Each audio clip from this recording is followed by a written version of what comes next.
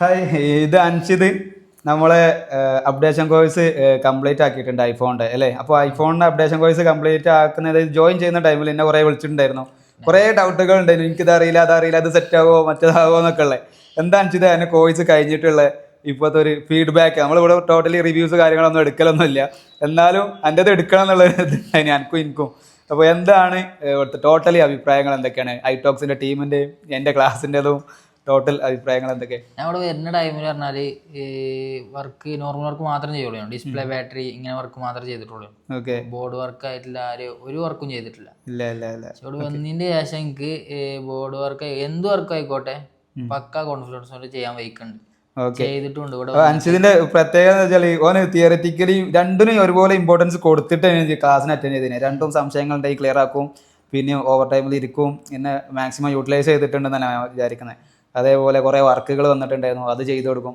അപ്പോൾ ഇനി C P U എന്ന് പോയി നമ്മൾ വലിയൊരു സംഭവം ആക്കിയിട്ട് പറയല്ല, നമ്മളെ കോഴ്സുകളൊന്നും എല്ലാവരും സക്സസ് ആക്കി പോകണതാണ്. അപ്പോൾ അതൊരു വിഷയമല്ല എന്നുള്ള രീതിയിൽ നമ്മൾ ക്ലാസ് അറ്റൻഡ് ചെയ്യും. ഇപ്പോൾ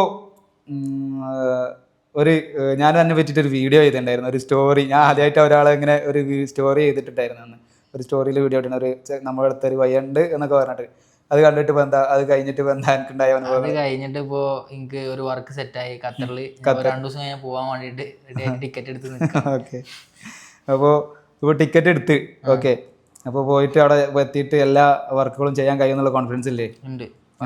ഗൾഫ് കൺട്രീസ് നമ്മളെക്കാളും കുറച്ച് ഡിഫറൻസ് ആണ്, എന്നാലും എനിക്ക് ഇവിടുന്ന് ഒരു എക്സ്പീരിയൻസ് അതിനുള്ള കിട്ടിയിട്ടുണ്ട്, കോൺഫിഡൻസ് ഉണ്ട്. ഞാൻ വീണ്ടും എന്നോട് പറഞ്ഞിട്ടുണ്ട് ഇവിടെ വന്നിട്ട് ഫ്രീക്വൻ്റ് ആയിട്ട് വന്നിട്ട് വീണ്ടും വർക്കുകൾ ചെയ്യലുണ്ട്. ഓക്കെ. അപ്പോൾ ഓൾ ദി ബെസ്റ്റ്. പോയി സെറ്റ് ആവുക.